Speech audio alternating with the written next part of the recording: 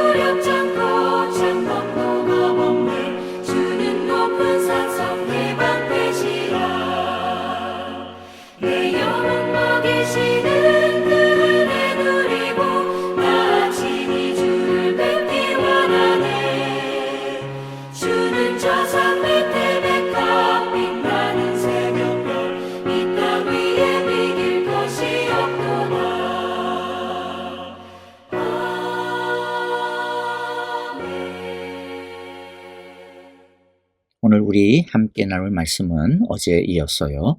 역대하 33장을 다시 한 번 더 보도록 하겠습니다. 말씀은 10절부터 나누겠지만은 우리 전체적으로 1절부터 다시 읽어보도록 하겠습니다. 영상을 보면서 함께 읽겠습니다. 므낫세가 왕위에 오를 때 나이가 12세라.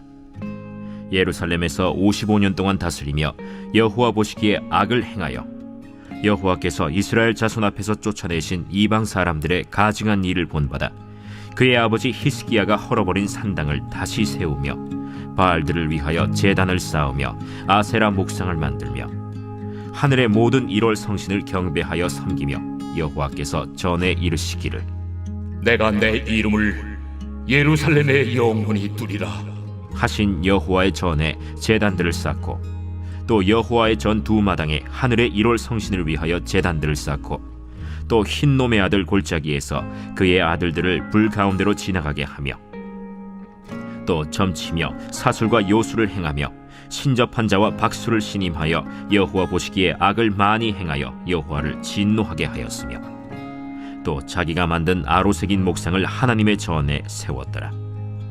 옛적에 하나님이 이 성전에 대하여 다윗과 그의 아들 솔로몬에게 이르시기를 내가 이스라엘 모든 지파 중에서 택한 이 성전과 예루살렘에 내 이름을 영원히 둘지라.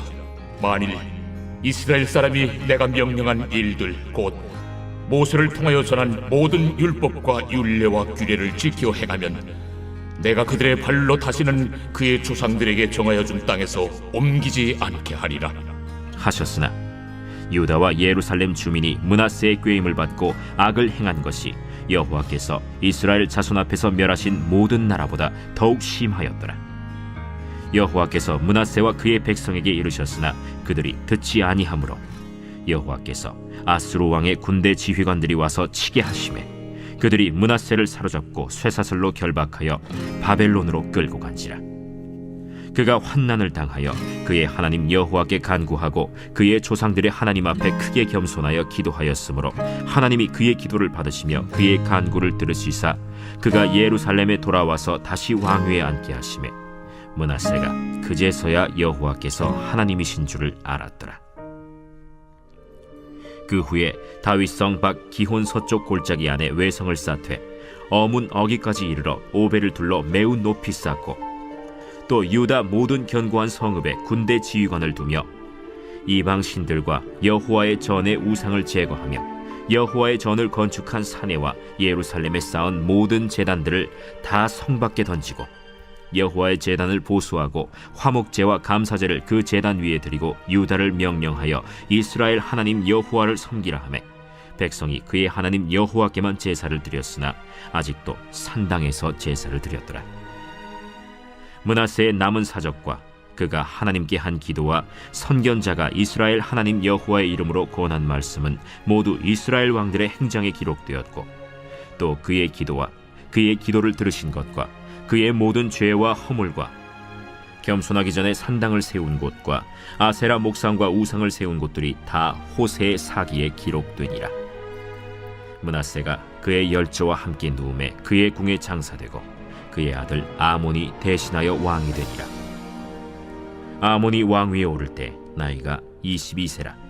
예루살렘에서 2년 동안 다스리며 그의 아버지 므낫세의 행함같이 여호와 보시기에 악을 행하여 아몬이 그의 아버지 므낫세가 만든 아로새긴 모든 우상에게 제사하여 섬겼으며 이 아몬이 그의 아버지 므낫세가 스스로 겸손함같이 여호와 앞에서 스스로 겸손하지 아니하고 더욱 범죄하더니 그의 신하가 반역하여 왕을 궁중에서 죽이매 백성들이 아몬 왕을 반역한 사람들을 다 죽이고 그의 아들 요시야를 대신하여 왕으로 삼으니라.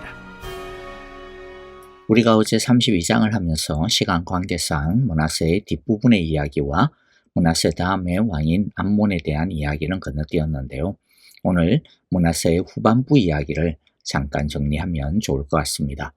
어제 우리가 살펴본 것처럼 므낫세 왕은 자기 아버지 히스기야가 걸어왔던 신앙의 길을 버리고 악독한 이방인의 풍습을 따랐습니다.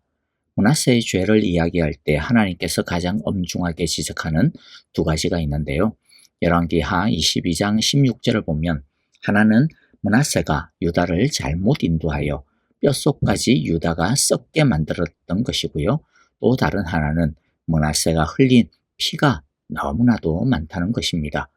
그는 이방인의 신을 섬기고 우상을 만들고 하는 것을 넘어서 많은 믿음의 사람들을 혹독하게 핍박하고 심지어 많은 선지자들과 말씀의 사람들을 죽였습니다.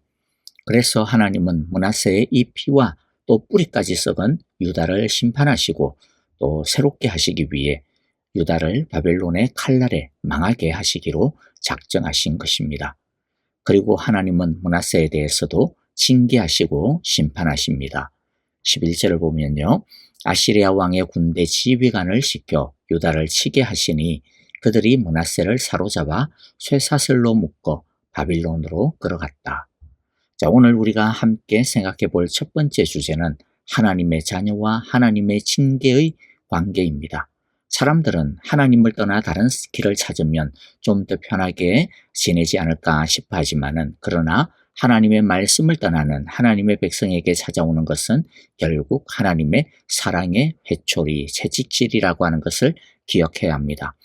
하나님을 떠나 마음대로 살고 그러면서도 사랑의 회초리도 맞기는 싫고 그런 사랑의 회초리는 없었으면 좋겠다고요?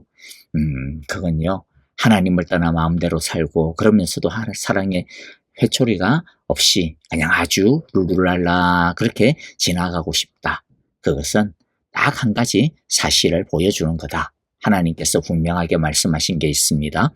잠언 13장 24절에 보니까 매를 아끼는 것은 자식을 미워하는 것이다. 진정으로 자식을 사랑하는 부모는 성실하게 자식을 징계한다. 히브리서 12장 6절과 8절에도 보니까 주님께서는 사랑하시는 사람을 징계하시고 받아들이시는 아들마다 채찍질하신다. 모든 자녀가 받은 징계를 여러분이 받지 않는다고 하면, 징계를 받지 않고 징계를 피하고 싶어 한다면 그 뭐라고요? 여러분은 사생아이지 참 자녀가 아닙니다. 자, 그러니까 진짜 하나님의 백성이라면, 진짜 하나님이 사랑하는 자녀라면 그 자녀가 하나님을 떠나 마음대로 살 때 하나님이, 아버지이신 하나님이 어떻게 하는 게 정상이라는 겁니까?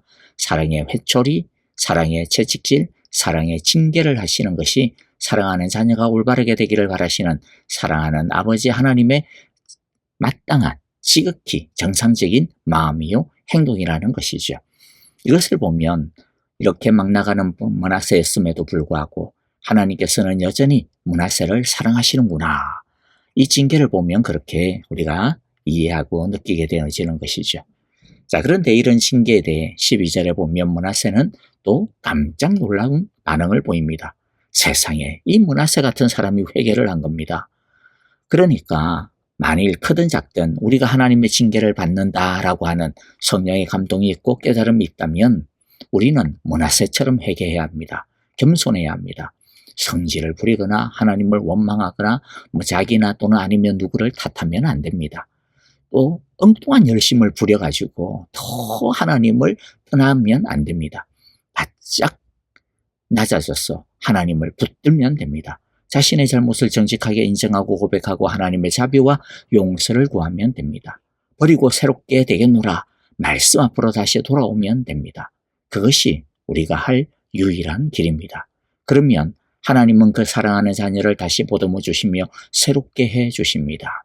자, 그래서 오늘 우리가 붙잡아야 되는 두 번째 주제는요, 하나님의 자비와 긍휼은 무궁하시다는 것입니다. 므낫세와 같은 자랄지라도 회개하면 받아주시고 용서해 주실 정도로 하나님의 자비와 긍휼은, 은혜는 무궁무진합니다. 13절을 보면요, 하나님은 므낫세의 이 회개와 간구를 들어주십니다. 그리고 그 용서와 회복의 정표로 포로로 잡혀간 므낫세가 다시 돌아와 유다에서 왕이 될 수 있도록 해주십니다. 유다로 돌아온 므낫세는 회개한 그 신앙을 지킵니다. 그래서 14절에 보면 예루살렘 성을 다시 보수하고 군 지휘관을 다시 임명하는 등 군 체계를 정비합니다. 이것은요, 이때까지 아시리아를 의지하여서 그냥 아시리아에게 모든 것들을 다 맡겼는데 이제 아시리아를 벗어나겠다라는 거죠. 오직 하나님만을 의지하겠다. 아시리아나 다른 힘센 나라를 의지하는 것이 아니라 하나님을 의지하겠다라고 하는 그러한 정책의 전환을 보여주는 장면입니다. 회개의 장면이죠. 그리고 15절 16절을 보면 신앙의 대각성 운동을 벌이는 모습을 보여줍니다. 그는 성전과 예루살렘 안에 세워두었던 각종 이방 신상과 목상과 이방 제단을 다 갖다 버립니다. 그리고 주님의 제단을 다시 고치고 화목제와 감사제를 드리고요, 유다 백성들에게는 오직 하나님만을 섬기라고 명령을 내립니다. 그의 회개가 일시적인 것이 아니었다라고 하는 것을 보여주는 증거입니다. 하지만 이런 회개와 신앙갱신에도 불구하고 유다의 멸망에 대한 하나님의 징계 계획은 바뀌어질 수가 없었습니다. 어떤 분은 이거 좀 이상한 거 아닙니까? 므낫세가 진정으로 회개를 했고 또 하나님은 그런 므낫세의 회개를 받아주셔서 그를 포로에서 다시 풀려나게 하시고 또 왕의 자리까지 회복하게 해주셨는데, 이런 걸 보면 하나님이 분명히 므낫세를 용서해 주신 것이 분명한데, 그런데 왜 유다를 멸망시키겠다라고 하시는 그 큰 징계는 왜 취소시키지 않는 거예요? 그럼 므낫세를, 유다를 용서하지 않은 것 아닙니까? 라고 의문을 가질 수도 있을 것입니다. 그래서 오늘 우리가 함께 나눌 세 번째 주제는 회개와 용서의 문제입니다. 하나님은 우리가 회개하면 우리의 죄를 다 용서하실 뿐만 아니라 기억하지도 않으신다라고 분명히 말씀하셨습니다. 예레미야 31장 34절이죠. 내가 그들의 허물을 용서하고 그들의 죄를 다시는 기억하지 않겠다. 나 주의 말이다. 요한일서 1장 9절입니다. 우리가 우리 죄를 자백하면 하나님은 신실하시고 의로우신 분이셔서 우리 죄를 용서하시고 모든 불의에서 우리를 깨끗하게 해주실 것입니다. 여러분, 하나님께서 우리의 죄를 다시는 기억하지도 않으시고 또 모든 불의에서 우리를 깨끗하게 해주신다라고 하는 이 말씀의 의미가 무엇일까요? 죄를 다시는 기억하지도 않으시며 모든 불의에서 우리를 깨끗하게 해주신다라고 하는 이 말씀의 의미는 이때까지 우리가 지었던 죄가 다 없어진다, 무효화되어진다, 그런 뜻이 아닙니다. 먼저는요, 죄의 결과와 용서에 대한 관계를 좀 보겠는데요. 죄로 인해 발생된 나쁜 일들을 하나님이 책임지시고 다 처리해 주신다. 다 뒤처리하겠다. 그게 깨끗하게 해주시고 기억하지 않는다. 그런 뜻이 아닙니다. 죄를 짓게 되면 죄로 인해 어떤 나쁜 일들, 결과들이 반드시 남게 되죠. 예를 들어 도둑질을 하게 되면 상대방에게 손해라고 하는 결과를 남기게 되고요. 거짓말이나 비방하는 죄를 짓게 되면 상대방의 명예를 상하게 하거나 상대방의 마음에 큰 상처를 주거나 자존감을 무너뜨리게 되는 결과를 남기게 됩니다. 그런데 회개하여 하나님께서 그 죄를 용서하시고 깨끗하게 하시고 기억하지 않는다고 해서 그 죄로 인해 이미 벌어진 그와 같은 모든 결과들마저도 다 없어진다. 그런 것들이 다 남지 않는다. 그것까지도 하나님께서 다 알아서 해결해 주시고 없애주겠다. 다 리셋시켜 주시겠다. 그런 뜻이 절대로 아니라는 거예요.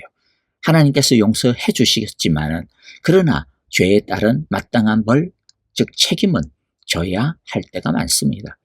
오히려 하나님은 그 책임을 지게 하십니다. 그래서 율법에도 보면요.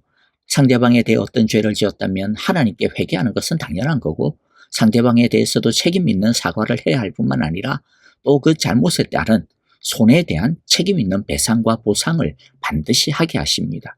죄를 회개했다고 해서 하나님으로부터 용서함을 받았다고 해서 그것으로 모든 것을 다 퉁치는 것이 절대로 아니라는 거지요.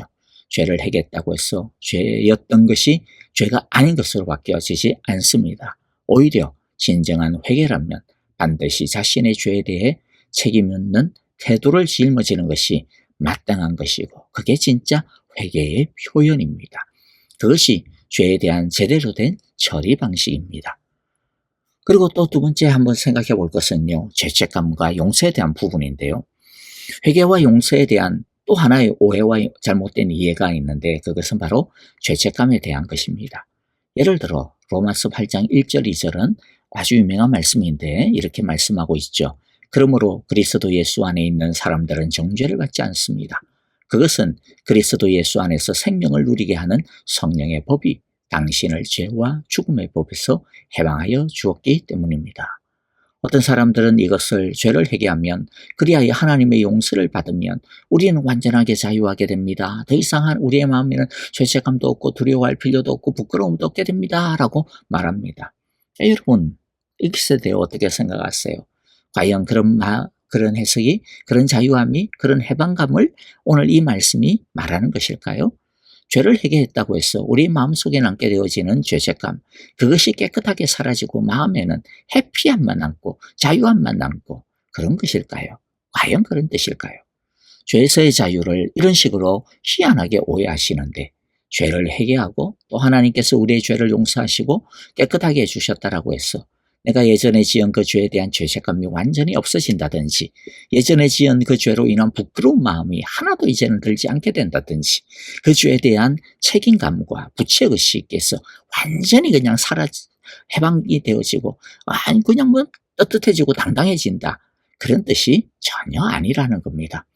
우리가 용서를 받아도 하나님께서 나를 받아주셨다, 깨끗하게 해주셨다라고 하는 확신이 있어도 우리는 우리의 그 죄를 떠올릴 때마다 부끄러울 것입니다. 미안할 것입니다. 죄스러울 것입니다.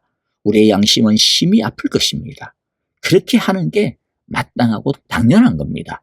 우리 안에 깨끗함이 차면 찰수록 우리 안에 거룩함이 생기면 생길수록 우리는 우리 안에 있는 더러움과 어두움을 더 분명하게 알게 되고 느끼게 되고 더 무겁게 느끼게 될 것입니다. 하나님을 가까이 하지 않을 때는요. 하나님을 잘 몰랐을 때는 우리는 죄를 지으면서도 그게 죄인 줄을 몰랐어요. 그러니까 오히려 하나님을 더 깊이 알지 못했던 그 시절에는 오히려 더 마음이 편했을 거예요. 그런데 하나님을 더 깊이 알게 되고 하나님을 더 사랑하게 되고 진리를 더 명확하게 알게 되면 예전에는 죄를 죄라고 여기지 않았던 그런 것들이 얼마나 하나님이 싫어하시는 죄인지 얼마나 부끄러운 죄인지를 더 많이 깊이 알게 되고 분명하게 알게 됩니다. 그래서 진리의 빛이 밝아지면 밝아질수록 어두움은 더 분명하게 드러나게 되고 그로 인해 우리는 더 부끄러울 것입니다. 그러면 정죄와 죄책감은 어떤 것인가라는 것을 생각해 보겠습니다. 다시는 정죄함이 없다라고 하는 이 말이 무슨 뜻일까? 하나님께서 깨끗하게 하셨고 다시는 우리의 그 죄를 기억하지 않으신다라고 하는 이 말씀은 무슨 뜻일까라는 거죠. 하나님께서 우리의 죄를 깨끗하게 하시며 기억지도 않으신다라고 하는 것은 우리의 죄가 그렇게 더럽고 추하고 악함에도 불구하고 우리의 죄를 깨끗하게 용서하여 주신다라는 것입니다. 그래서 하나님께서는 더 이상 그 죄를 더 이상 정죄하지 않으신다. 즉 우리의 죄를 따라 심판하지 않으신다라는 것입니다. 그래서 우리는 혹시라도 하나님으로부터 버림을 받지 않을까? 혹시라도 하나님께서 사랑을 거두시지는 않으실까? 우리를 지옥의 불구덩이에 던지시지는 않으실까? 두려워할 필요가 전혀 없다라는 거죠. 염려할 필요가 전혀 없다라는 겁니다. 걱정할 필요가 전혀 없다라는 것입니다. 하지만 이렇게 영원한 심판에 대한 자유함을 얻게 되었다 하더라도 그러나 우리의 양심은 순간순간 우리의 어두웠던 죄를 기억나게 할 겁니다. 그리하여 부끄럽게 할 것이고 아파하게 할 것이고 힘들게 할 것입니다. 그것은 그런데 정죄감이 아닙니다. 죄에 대한 부끄러움이요. 죄가 얼마나 무서운 놈인가라고 하는 것에 대한 두려움이요. 죄를 미워하는 마음입니다. 그것은 우리에게 꼭 필요한 마음입니다. 그런 부끄러움, 죄책감이 들 때 우리는 그럼에도 불구하고 우리를 용서해 주신 하나님의 그 무한한 자비하심과 긍휼하심에 대해 감사하지 않을 수 없게 됩니다. 하나님의 사랑과 은혜로 인해 우리가 심판에서 자유로 저주에서 축복으로 변화되었다라고 하는 감격에 젖어들지 않을 수 없게 됩니다. 그리고 그런 죄책감으로 인해 도리어 우리의 양심이 다시 살아나게 됩니다. 죄의 파괴력에 대해 무서워하게 되고 죄를 떠나야 되겠다라고 하는 마음을 다시 새롭게 먹게 되고 죄를 끊어버려야 되겠다라고 하는 믿음의 날을 다시 새롭게 세우게 됩니다. 그러니 믿음 안에서 하는 죄책감은 하나님이 우리를 깨우시는 기상나팔입니다. 하나님이 우리의 믿음의 칼을 다시 날카롭게 다듬는 연단의 기회인 것입니다. 그러므로 우리는 사탄이 가져다주는 두려운 정죄감은 하나님의 은혜와 십자가의 그 사랑으로 물리쳐야 합니다. 하나님이 우리에게 주신 용서 자유의 축복이 넘치도록 있기 때문입니다. 반대로 성령님이 가져다 주시는 죄책감은 하나님의 은혜와 사랑으로 말씀으로 잘 사용하여 우리 안에 남아있는 죄의 소욕을 버리고 물리치는 은혜의 기회로 삼아야 할 것입니다. 말씀을 정리합니다. 므낫세가 그렇게 망가진 이유가 무엇이었습니까? 10절에 보니까요. 주님께서 므낫세와 그의 백성에게 말씀하셨으나 그들이 듣지 않았으므로 말씀했는데도 불구하고 듣지 않았습니다. 여러분 말씀하시는데도 불구하고 그 말씀을 듣지 아니하면 우리가 그 말씀을 사랑하지 아니하면 우리가 그 말씀을 청종하지 아니하면 하나님의 자녀들은 망하게 됩니다. 잠언 29장 18절입니다. 계시가 없으면 백성은 방자에 지나 율법을 지키는 사람은 복을 받는다. 예전에 개역 한글이나 개역 개정역에서는요, 계시를 묵시라고 번역을 했어요. 그래서 묵시가 없으면 백성이 방자해 진다. 그래서 많은 사람들이 이 묵시를 비전이다, 꿈이다 이렇게 해석하여 우리가 꿈을 가져야 됩니다. 하나님 안에서의 꿈을 비전을 가집시다. 뭐 그렇게 했는데요. 그런데 여기서의 묵시는요, 그냥 우리가 가지는 꿈, 우리가 가지는 비전 아닙니다. 이것은 하나님이 우리에게 주시는 말씀입니다. 그 말씀이 가져다 주시는 비전인 거예요. 므낫세가 꿈이 없었겠습니까? 계획이 없었겠습니까? 그러나 하나님과 상관없는 자기의 계획과 꿈은요, 그게 아무리 그럴싸하고 거창해도 망하는 길로 가는 지름길에 불과할 뿐입니다. 그러므로 아무리 고리타분해 보이고 지겨워 보인다 할지라도 하나님의 말씀의 길, 그 말씀을 사랑하고 순종하는 길이 가장 안전하고 확실하고 튼튼한 축복의 길이라고 하는 것을 우리 모두가 늘 잊지 말고 기억하며 그 말씀의 길로 행하는 우리 모두가 되시기를 간절히 기도하고 축복합니다. 아멘. 오늘 우리에게 주신 귀한 말씀들 마음 가운데 새기면서 우리 함께 기도했으면 좋겠습니다. 교회를 위하여 형제자매들을 위하여 기도합니다. 주님, 말씀의 꿈을 꾸는 교회, 말씀에 순종하는 우리 모두가 되게 하여 주소서라고 기도하시고요. 아프신 분들 그리고 또 여러 어려움을 가지고 주님께 기도하는 우리 목장 식구들을 생각하시면서 함께 사랑으로 기도해 주시고 선교사님들을 위하여서도 우리 함께 뜨거운 마음으로 기도하며 또 찬양하도록 하겠습니다.